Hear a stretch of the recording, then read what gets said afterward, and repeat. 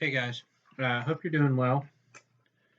I know you have different challenges than most people do as far as taking this class right now. So what I'm going to do is shoot a video here of I'm just going to walk through the PowerPoint for week 11. I'm not going to spend a tremendous amount of time on every slide, but I just want to make sure to hit some high points for you. One of the things that I feel is important and we're trying to do is put something together as far as what you take home on a weekly basis when we met together or now that we're not, that had the information that in it that you needed, so that if you would simply read the section in the book, if you'd read the PowerPoint, if you do the labs or the material that we give you, if you'll take it and read it, you'll get it.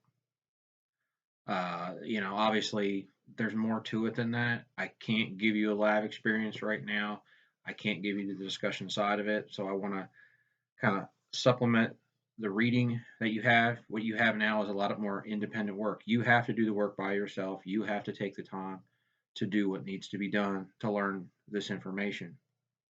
The reality is you can do as little as you really want to, and you'll probably still do okay in the class as long as you complete the assignments that I give you. Um, there's not a lot that, um,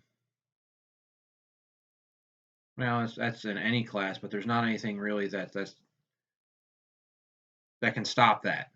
I can't stop you from cheating on everything that I send to you via quiz, via test, via all those things. You can pretty much go and do what you want.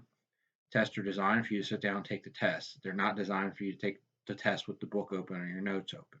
Can I prevent you from doing that? No. Are you still going to learn the stuff in spite of yourself, in spite of really some academic dishonesty? You are. You're still going to be digging in the book. You're still going to be digging in the notes. You're still going to be getting the information, and in a sense, regurgitating that information for me. That's up to you. It's always been up to you um, as you've gone through any class in your life. You're going to get out of it what you want to get out of it, and I can't. Uh, there's only so much that any instructor can do. We can't make you learn. So I just encourage you, read the book, read the PowerPoints, do your best with the information that's in front of you. Understand that next year, when this class is offered and we're doing labs or we're doing any of the lectures that we do, if you want to come and sit in class, sit in and see the live version of Refrigeration 1 or 2, you're more than welcome to come and participate and do what we're doing in class, do the labs, show up for the labs, and do those things, because it is something that it's an element that we want to keep. It's an element that we want you to have the advantage of participating in. It's just not something that can be delivered right now because of the way things are.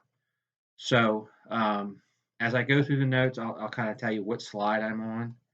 And basically, I'm just going to walk through right now, week 11, PowerPoint on accumulators and receivers, uh, just to kind of, again, supplement the information. I'm not really trying to produce a high quality, high caliber video here. I'm simply trying to just give you some information to help you and encourage you as you walk through this. Um, so if I sound like if I say something that's off, refer back to your notes, refer back to the PowerPoint that's in front of you. And that's what you're going to be tested on. It's not so much, and really has never been about, well, what is my grade? What's my test score? What's my quiz score? What's my average?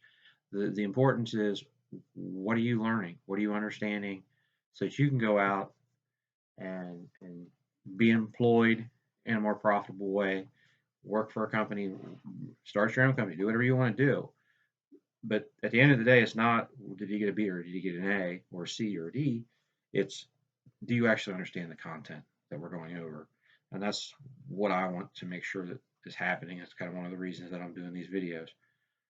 But again, please refer back to the book, refer back to the PowerPoint, because I'm not spend a lot of prep time creating a polished video.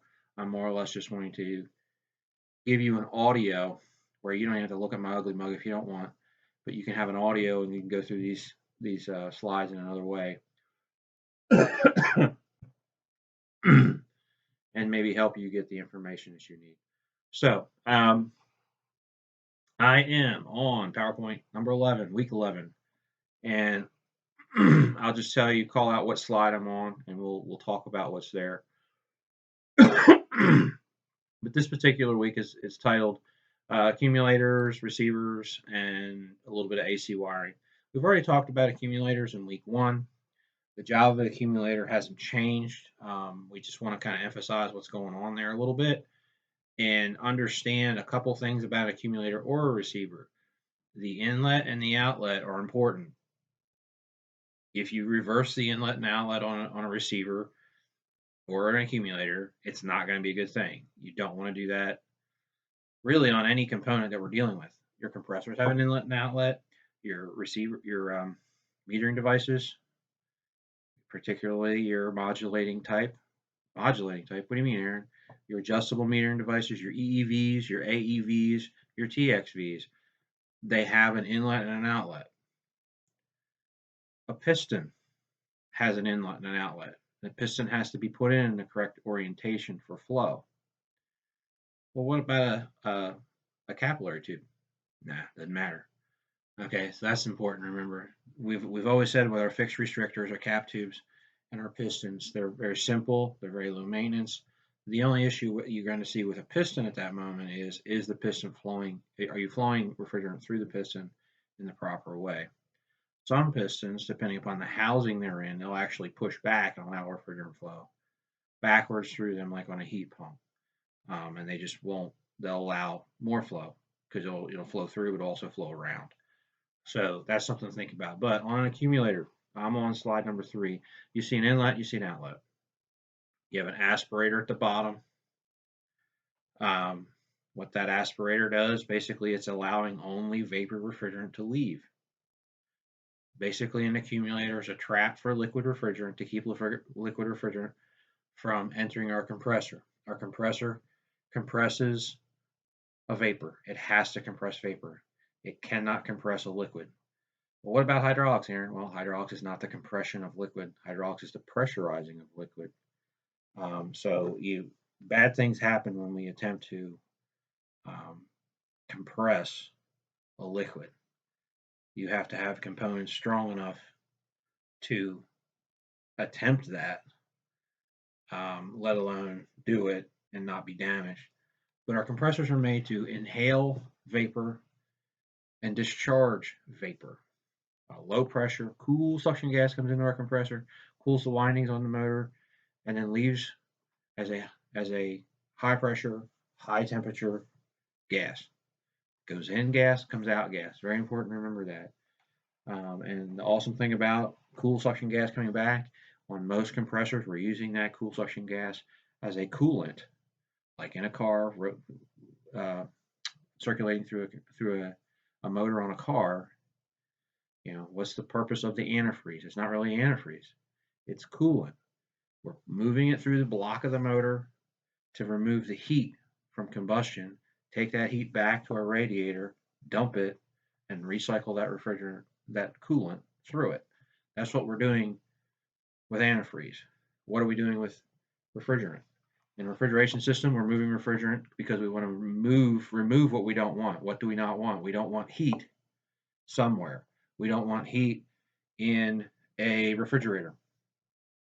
You want your Coors Light to be at 32 degrees. If you want it to be at 32 degrees, we got to remove the heat that's in the Coors Light because you got it out of your pickup truck and you put it in your refrigerator. How do we remove that heat? Through the evaporation of refrigerant. We're using refrigerant to move unwanted. If that's a house, we don't want the heat in the house. We want to move that heat outside. So we're just transferring heat. And how are we doing it? We're doing it with refrigerant. We're doing it with our compressor pumping our refrigerant through our system. But our accumulator, again, the purpose of our accumulator is to prevent liquid refrigerant from getting back to our compressor.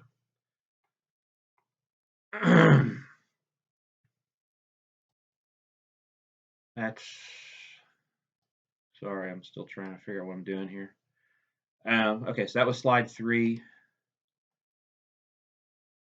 Why would we have flood back? What is flood back? Another term, really probably a more accurate term, some would say, for slugging our compressor. Slugging is the extreme of bringing liquid back. Flood back is somewhere more in between. We're not, full blown hammering that compressor with liquid, but we're still bringing unwanted back to the compressor. Unwanted liquid.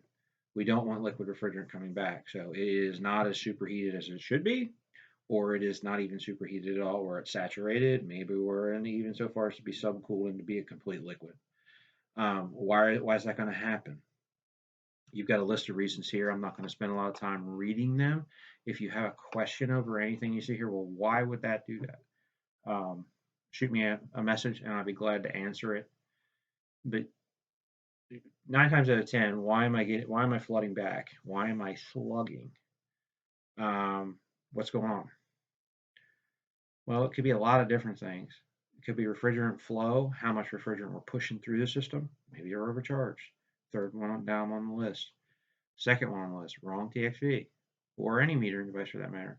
If we're overfeeding our evaporator, we're not going to boil off like we should, and then we're going to bring it back through our suction line and into our compressor. I've talked about situations before where I've had systems that were 5 and 8 pounds of refrigerant overcharged. So you go out and the compressor is soaking wet, and this is on a residential air conditioner. The compressor should never be wet on a residential air conditioner unless it's raining outside or you just clean the coil. And I've had them so bad where they're green, where mildew, mold, organic growth, probably a better word to put it. You got growth on the side of that compressor. Why? Because it's so cold and it's so wet all the time. Add, maybe it's in a shaded spot and that thing's growing stuff on the compressor. Why? Because it's bringing back liquid refrigerant so badly that refrigerant's flashing at the compressor, giving us a cold can on a hot summer day outside on a picnic table effect, where it's condensing big time and it's cold and it's wet. Your compressor should not be typically on residential cold and wet, residential comfort cooling. That's not what you want. If that's where you are, something's up. Why would you say, why are you making a delineation between residential and medium or low temperature? Low temperature freezers, medium refrigerators. Because in those applications, you have very little superheat sometimes. You may have, 5 degrees of superheat, maybe normal, 3 degrees of superheat, maybe normal. So in those situations, you're going to be real close. Maybe at shutdown, you're going to have frost all the way back to your compressor, perhaps on a cooler or a freezer. It's just the nature of what you're doing in there, and that's normal there. In residential, I never want to see a sweating compressor. Never is a strong word, but for the most part, I shouldn't see it because I know if it's growing green stuff, it's been wet and cold a lot.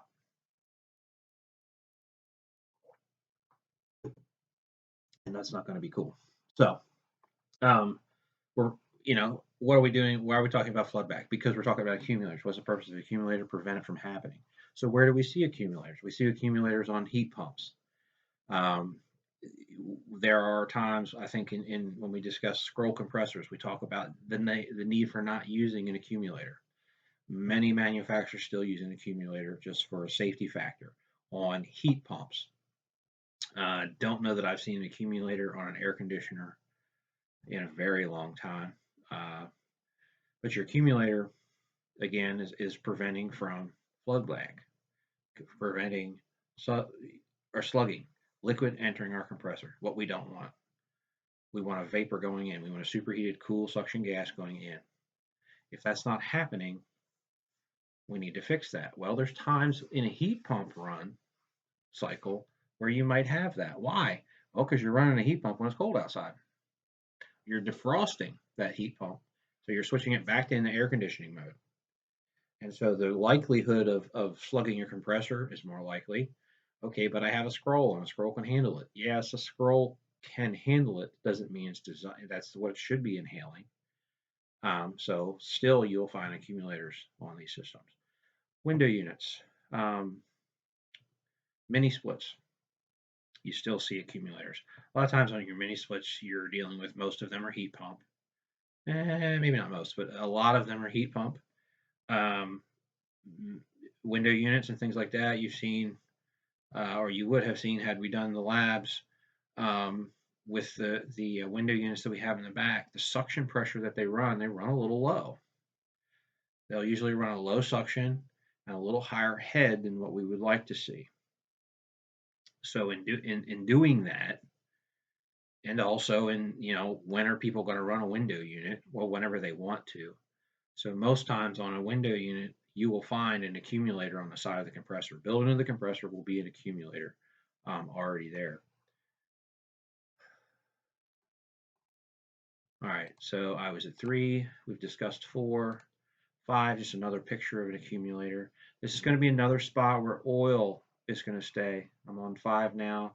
I'm looking at the label where you've got oil and liquid refrigerant in the bottom of your accumulator.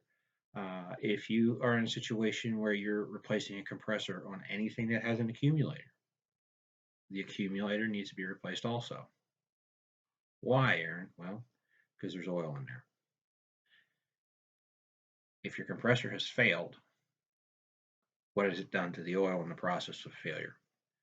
We want to make sure, and we'll discuss this when we talk about compressors. We want to make sure that our compressors, uh, we figure out why the compressor failed, and we'll talk more about why the lifespan of a compressor, the duty cycle of a compressor.